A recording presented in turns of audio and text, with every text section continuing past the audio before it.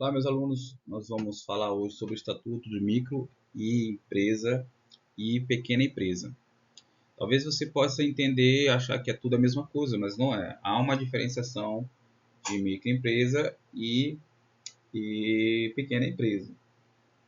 E essa regulamentação de como funciona todas essas diretrizes, nós chamamos de estatuto. O que é estatuto? São diretrizes, são maneiras que a gente faz para poder a gente regularizar o andamento, né? Desde a questão financeira, tributária, estatutária, regimental e assim por diante. Então vamos lá. Na contextualização, a gente entender toda essa ideia, as, as microempresas, né, ou pequenas empresas, elas representam quase 99% das empresas do Brasil, né? Consequentemente, ela gera cerca de 70% dos empregos formais. Para que serve isso? Para que a gente criou isso? Para oferecer um tratamento diferenciado, mais simplificado, né, do que uma empresa mais formal. E assim tem um tratamento melhor. Né? A base documental é a 123/2006 e rege toda essa ideia de como uma microempresa deve comportar e quais são seus favores, deveres, direitos e deveres. Tá bom? Então vamos entender. Uma empresa, vamos botar uma empresa comum, ela tem suas burocracias. Entendendo que se a maioria das empresas são médias, pequenas e médias empresas, tem que ter uma flexibilização delas, né? Então, existe essa ideia de diferenciação. São três tipos e eu quero prestar atenção. Primeiro nós temos a microempresa, a ME, né? Como eu vou saber que a gente tem essa ideia de microempresa? Pelo faturamento. Então, é considerado uma microempresa que fatura até 360 mil reais por ano, tá bom? Já a empresa de pequeno porte, né, que chamamos de EPP, ela tem que faturar de 360 mil e um centavos, ou seja, um pouquinho a mais que isso, até 4 milhões e 800 por ano. E o microempreendedor individual, que nós chamamos MEI, até 81 mil por ano, né? Então, a classificação de cada um ela é baseado pelo faturamento. Então, existem as três: a MEI, microempresa, a EPP, a empresa de pequeno porte, e a MEI, que é o microempreendedor individual. Então, no registro tributário, o pagamento unificado de tributos é de uma única guia, né, que chamamos de DAS, né? Então, o DAS é de uma assim, vamos incluir todos os impostos incluídos nessa empresa, tá bom? Então, por exemplo, você vai fazer uma empresa de cosméticos, uma academia que fatura até esse valor de dentro desse sistema de microempreendedor ou empreendedor de pequeno porte ou MEI, se paga essa taxa chamada DAS, né?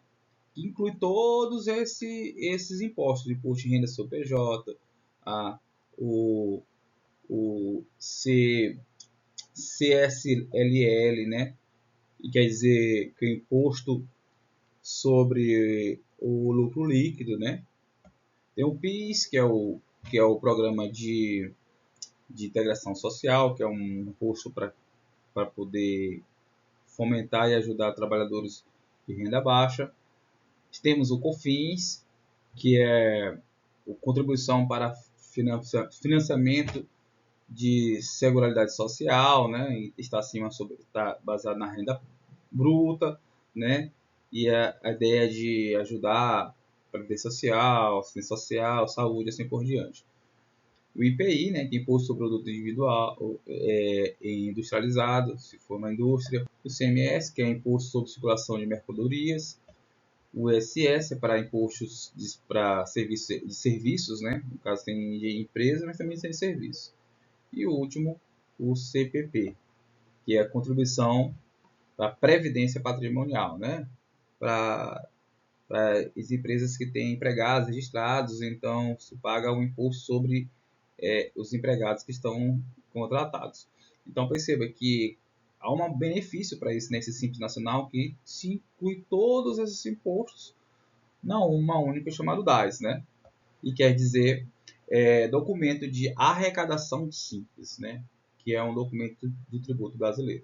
Esse imposto ele varia entre 4 a 11,6% em cima da receita bruta, ou seja, tudo que se arrecada, né? Dentro dessa ideia do base. Então, ele tem que ser pago todo mês no encerramento da apuração desse período, né? Então, se fala sobre isso. Então, ela engloba todos esses impostos, né? Quais são as vantagens disso, né? Primeiro, é redução de carga tributária, né? Menos impostos, menos burocracia e facilita a abertura e fechamento de empresas.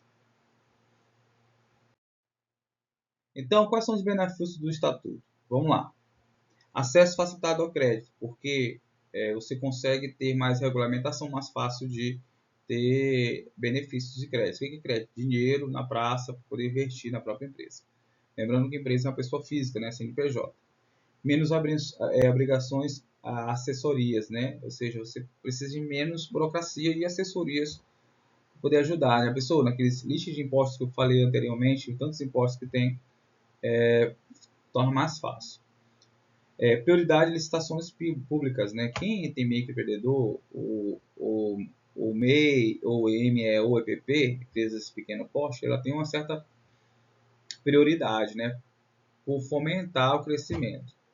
Trata diferenciado porque eles tratam diferenciado porque é aquela ideia do começo, a contextualização, né? Se 99% das empresas se encaixam nesse perfil, então nós temos um olhar especial para eles. E isso ajuda, tem vários apoios, inclusive a Sebrae, né?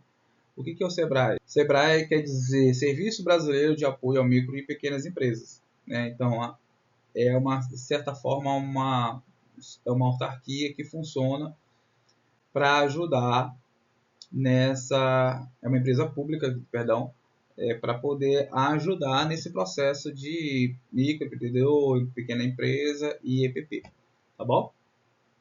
Então, você alguns benefícios que tem isso. Quais são as obrigações dos micro, pequenos empresas? Elas precisam cumprir as obrigações fiscais e trabalhistas, né? Por fazer microempresa, ela tem que cobrir todos os funcionários que estão relacionados. Então, tem que ter a relação de empresa. Lembrando que o MEI é o único que só pode ser empregar um, né? O outro pode empregar mais. MEI é o único que pode só empregar uma pessoa. Mesmo sendo essa única pessoa, tem que estar de acordo com os pagamentos, né? FGTS, 13º, FGTS, INSS e assim por diante. Manter a escrituração contábil. O que é escrituração? A escrituração contábil, exatamente, existe uma contabilidade, né? De entrada e saída, saber como está relacionados à ideia de contabilidade da própria empresa, que já falamos isso em outras matérias.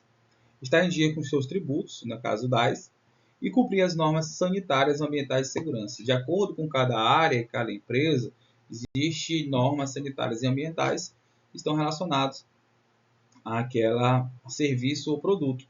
Então, se não tiver de acordo com eles, você pode ter um certo problema. Por exemplo, se trabalhar com alimentação, existem normas ambientais de acondicionamento, de refrigeração e assim, de certos produtos. E se estiver fora desses padrões, logicamente, dentro da junta comercial, você pode ter uma regulamentação daquele produto, né? Daquele serviço ou produto que você está oferecendo. Se estiver fora dessas normas, você vai ter um certo problema. Então, há uma obrigação, mesmo sendo uma pequena empresa. Então, qual é a importância? Importante saber que as microempresas, né, ou pequenas empresas, ela corresponde a 99% das empresas ativas. Né? Isso corresponde a 70% dos empregos formais. E está relacionado diretamente de 30% a 35% do PIB nacional. O que é PIB? É o Produto Interno Bruto, é a capacidade de um país produzir riquezas e produtos, né? Então, perceba, 35% vem dessas empresas, né? Então, é muito importante essas empresas, essas micro, pequenas empresas. E fortalece a economia local, logicamente, que promove a inclusão produtiva, né?